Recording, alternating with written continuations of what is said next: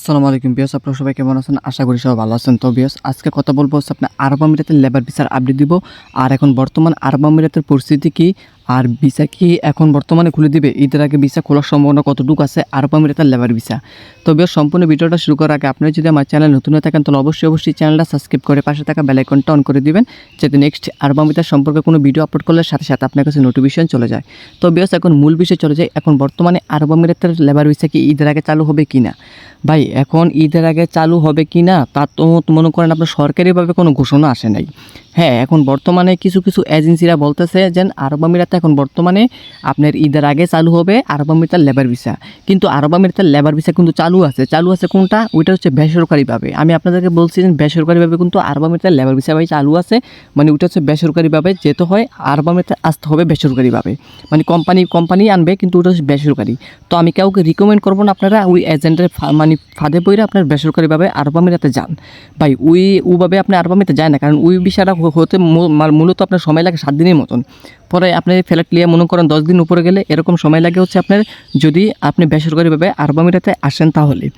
ওগুলাই এখন বর্তমানে এজেন্সিরা বেসরকারিভাবে নিয়ে বলতেছে যে মালয়েশিয়ার লেবার ভিসাতে তারা হচ্ছে আপনার যে আরব আমিরাতের লেবার ভিসাতে তারা আনতেছে। কিন্তু ভাই না, এই আরব আমিরাতের কোনো লেবার ভিসাতে এখন বর্তমানে কিন্তু আনতেছে না। এখন বর্তমানে হচ্ছে আরব আমিরাতে যে লেবার ভিসা যেটা মেইন, ওইটা কিন্তু বন্ধ, যেটা সরকারিভাবে ওইটা কিন্তু এখন বর্তমানে কিন্তু বন্ধ। কারণ ওইটাই নিয়ে এখন বর্তমানে কথা হইতেছে যে ঈদের আগে খুলবে নাকি ঈদের পরে খুলবে। কিন্তু এজেন্সিরা এটার ভিতরে বানায় লইছে কি, তারা বানাইছে যেন এখন বর্তমানে তারা হচ্ছে আরব আমিরাতে এখন বর্তমানে ফেরত দিতেছে কি, ওই যে বেসরকারি যে ভিসাটা আছে না, ওইটা দিয়ে ফেরত দিতেছে। আর ওইটাতে বলতেছে, তারা বলতেছে ওইটা নাকি লেবার ভিসা। ভাই দেখেন, ওই এজেন্ট অথবা দালালের ফাঁদে পড়েন না। আর কোনো কন্টেন্ট ক্রিয়েটার যদি আপনাদেরকে বলে যে এখন বর্তমানে আরব আমিরাতের লেবার ভিসা এখন বর্তমানে খোলা আছে, আপনারা এখন আসতে পারেন, ভাই দয়া করে যাবেন না যতক্ষণ পর্যন্ত অফিসিয়াল নিউজ আছে। অফিসিয়াল নিউজ অবশ্যই আমার এই চ্যানেলে আমি আপডেট দিব।